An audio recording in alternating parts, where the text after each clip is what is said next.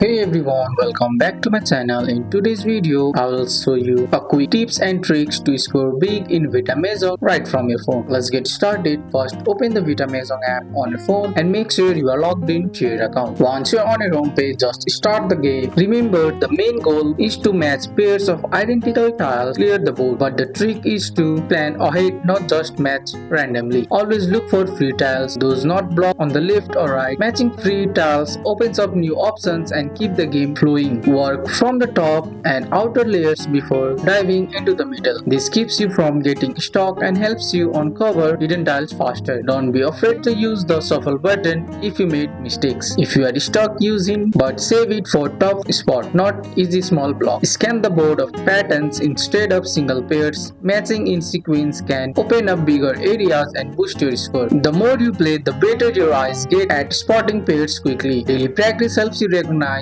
tiles faster and increase your high score. And that's it. Focus on free tiles, clear top layers, use shuffle or hint wisely, and play fast but smart. Follow these tricks and you will score big in Vita Mahjong on your phone. That's all for today's video, guys. I hope you guys like this video. If you found this video helpful, drop a like, subscribe for more videos. Thanks for watching. See you in the next one.